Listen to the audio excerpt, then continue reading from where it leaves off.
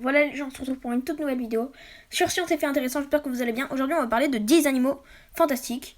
Voilà, un petit délire, tranquille. Un petit délire, voilà.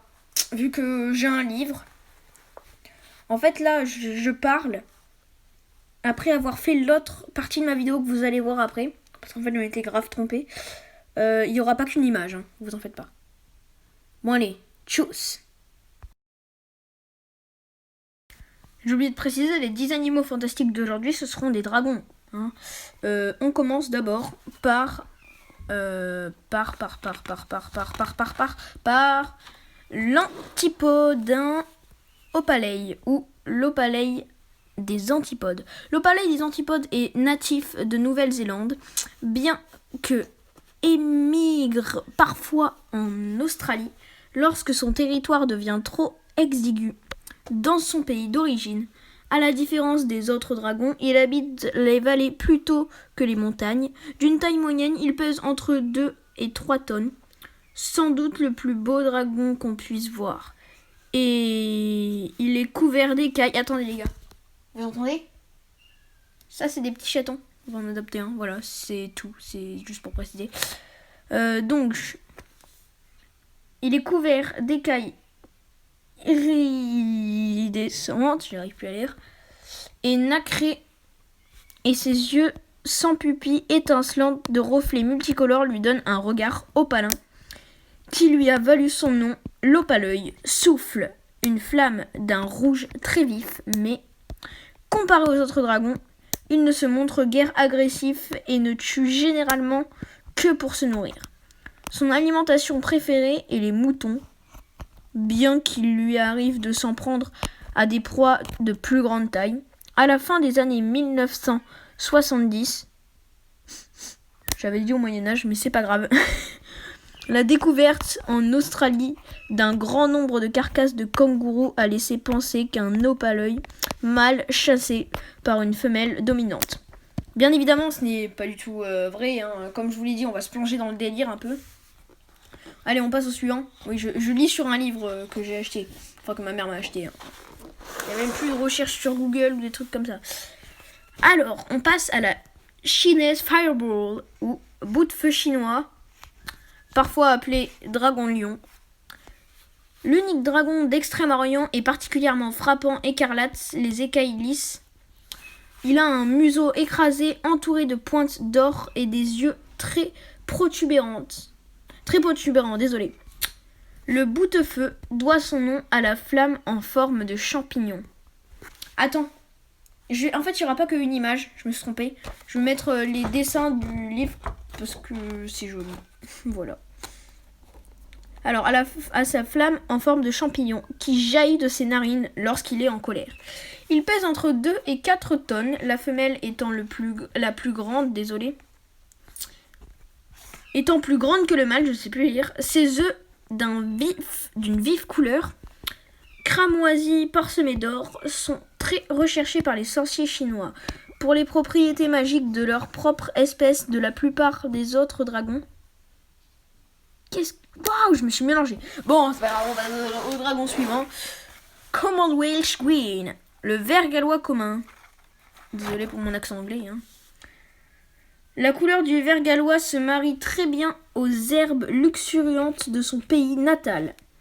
Bien qu'il niche dans les hautes montagnes où une réserve est établie pour sa protection en dépit de l'incendie d'Ilfracombe, il est l'un des dragons les plus paisibles, préférant... J'en ai marre de faire des fautes d'orthographe. Préférant tout était évoqué. Ah, je sais plus lire. Tout était provoqué. Le rugissement du ver gallois est étonnamment mélodieux et facilement reconnaissable. Les flammes qu'il souffle forment des jets minces et ses œufs bruns, couleur de terre, sont parsemés de taches vertes. Allez, page suivante, oui, parce que comme je vous l'ai dit, je lis un livre. L'Hebridean Blacks, le noir des Hébrides, désolé. Avec le ver gallois commun, il est l'un des 2 dragons natifs de Grande-Bretagne. Plus agressif que son compatriote gallois, il doit disposer d'un territoire à 2 150 km² par individu pour vivre dans les bonnes conditions. D'une longueur qui peut atteindre 9 mètres, le noir des hybrides a des écailles rugueuses, des yeux violets étincelants et une rangée de pointes courtes mais coupantes, comme des rasoirs le long de l'échine. Sa queue se termine par une sorte de flèche. Il est doté d'ailes de forme semblable à celle d'une chauve-souris. J'ai dit d'ail, oh là là, je sais plus lire d'ailes, désolé.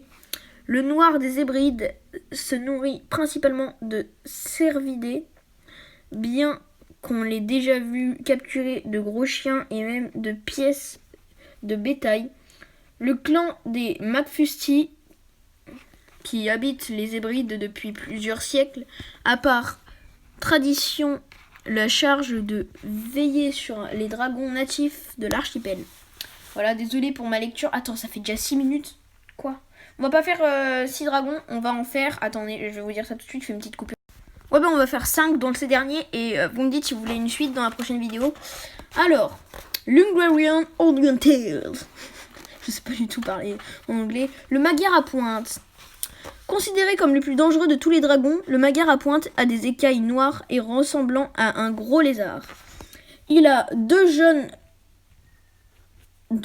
ok, ça veut rien dire, des cornes couleur bronze et des épines de la même teinte qui hérissent sa longue queue. Le magyar dispose d'un souffle puissant qui lui permet de projeter des flammes à une distance plus longue que n'importe quel des autres dragons, jusqu'à 15 mètres à peu près.